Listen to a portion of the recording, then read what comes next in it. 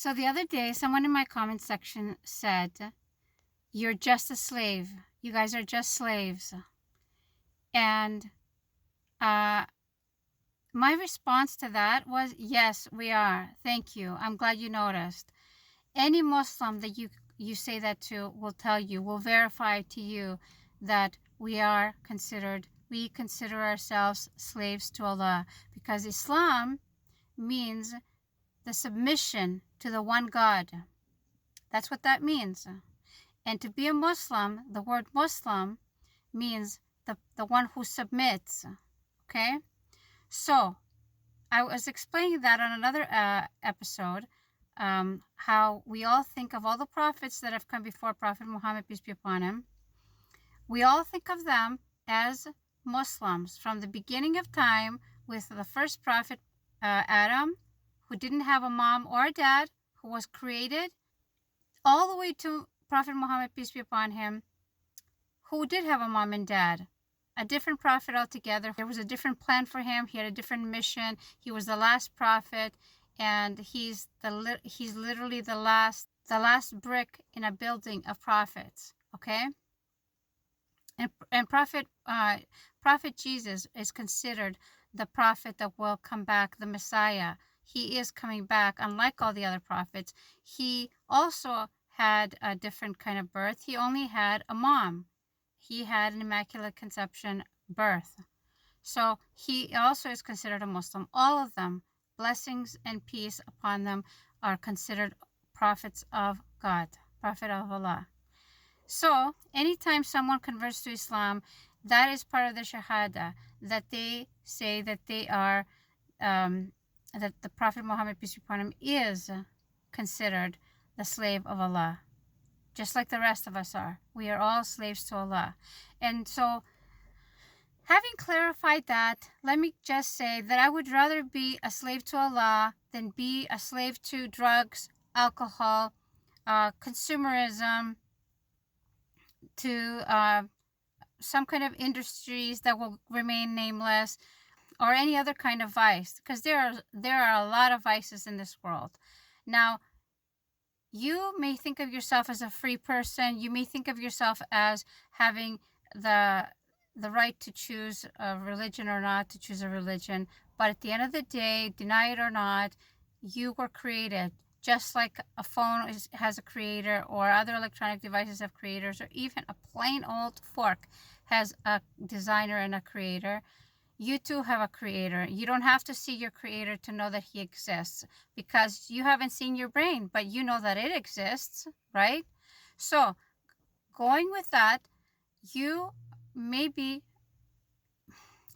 God may be something else. Your God may be consumerism. Your God may be the X-rated industry. Your God may be the drugs and alcohol industries.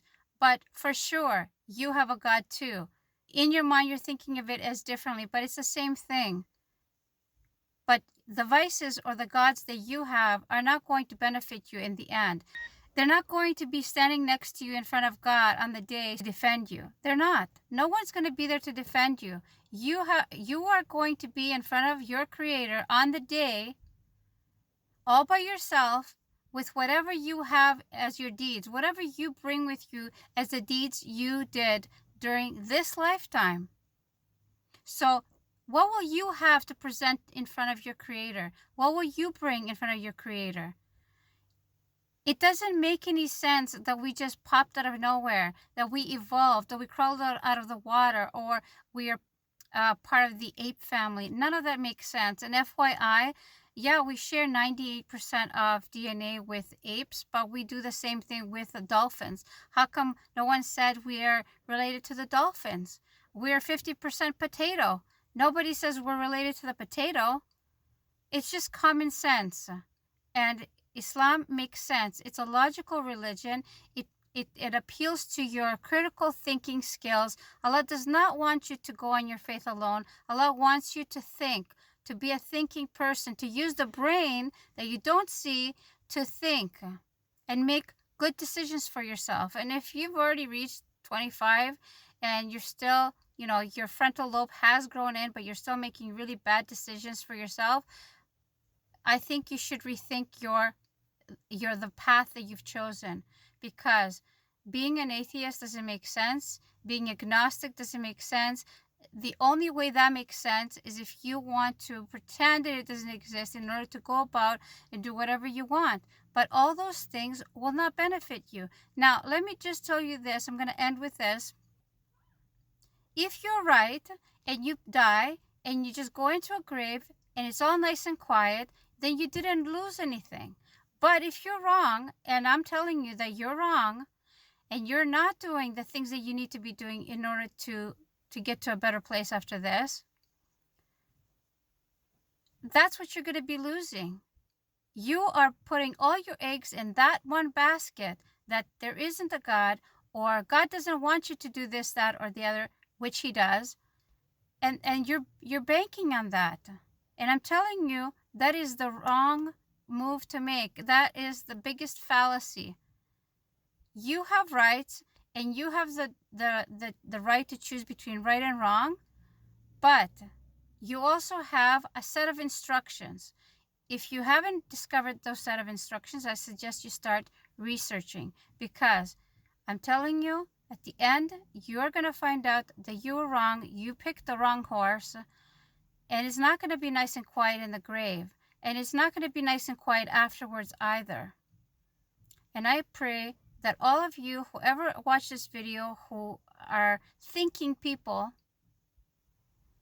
make the right decision to pursue knowledge. Pursue your knowledge to find out. You have nothing to lose by pursuing knowledge. The worst that could happen is you could become a more smarter person, right? Anyway, for those of you who are celebrating Ramadan, I pray that Allah accepts all your fasting and all your prayers. May Allah take away all the pain and suffering that is happening right now all over the world. Assalamu alaikum.